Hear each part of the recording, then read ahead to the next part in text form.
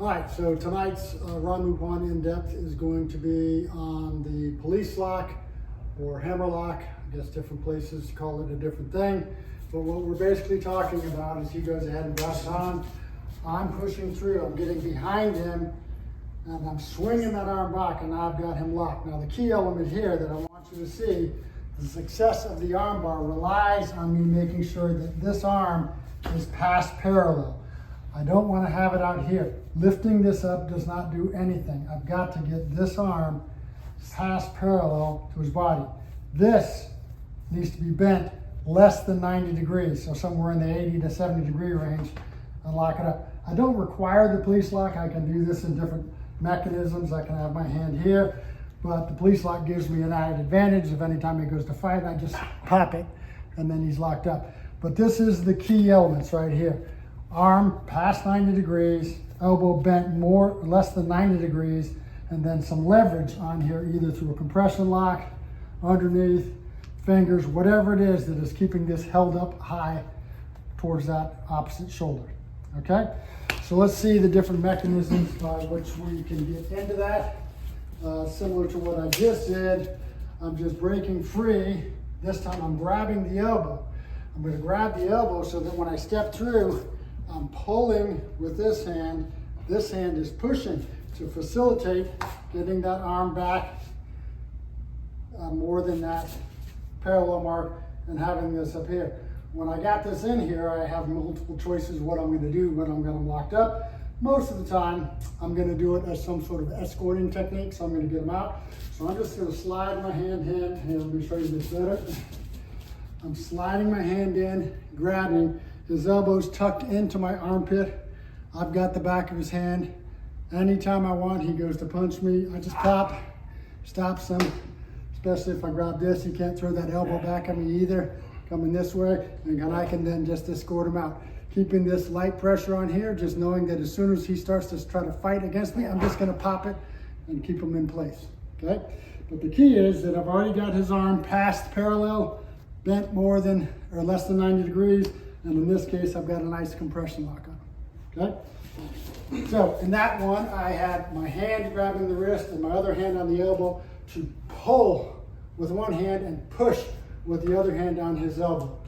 Another way you can do this is you can get both hands on that wrist, swing it down, step through, and now I'm just gonna swing with everything I've got, swing it up. So now I've got that same position where we're past parallel, his arm's bent, my arm comes around, I'm locked up in the same way. From here I can do anything, grab him, put him on the ground, strike, whatever I want to do. Easy peasy. But that one, I used both hands to swing with all my might to pull his arm past parallel so that I could get it locked up, and then I just pulled his hand up, swung my hand around, grabbed his elbow so that he's locked up in that nice hammer lock position. Another way to approach this, I could roll his finger so this way he's kind of locked up. He's already feeling a little bit of pain. When I step in and I come under, he's feeling even more pain. Makes it easy for me to bring it on. In this case, I'm going to bring it up. And same thing, got him ready to go. From here, I can just kind of come in here, catch his leg, throw him forward, do a little forward flip. All depends what am I looking to do with this guy. But first thing I need to do is get that arm locked up behind his back in the proper fashion. All right, so many different ways to approach doing this. Let's say he's grabbing me from the side, I'm over here, easy peasy, I'm just gonna roll my hand, come through. Now, I've got my hands on his finger this way, don't have the compression lock. I can still do this number by grabbing this right here, but I've pulled it through, he's past parallel, and he's locked up and ready to go. He doesn't really want to do anything, and I'm in a position to where if he decides he's going to try to do something, I just jerk it, and he's gonna stop doing whatever he was thinking of doing, okay? I could do this as a counter, very easy to do as a counter. Let's go from this side. He's, let's say I grab onto this guy and he goes, go ahead. Swing through and I'm in a nice police lock, right? So you can't see that, but all I did was try that one more time. He went to go, I just broke free, took his arm, swung right around behind his back, and he's good to go, locked up, okay? Most common that everyone wants to know, he's gonna throw a punch, he goes to throw a punch, I'm just gonna block that thing, swing it through. Once again, ready to go.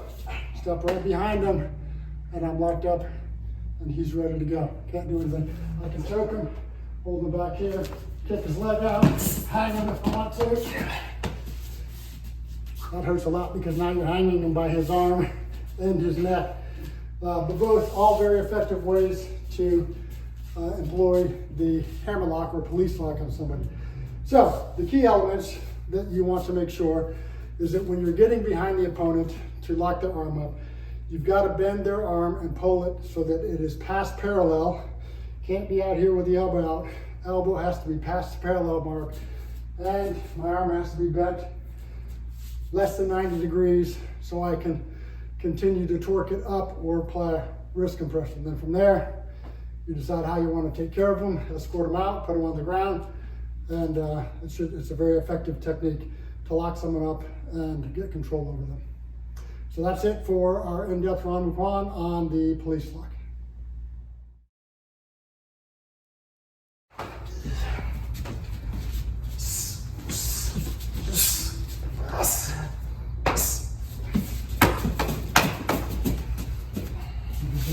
Yeah.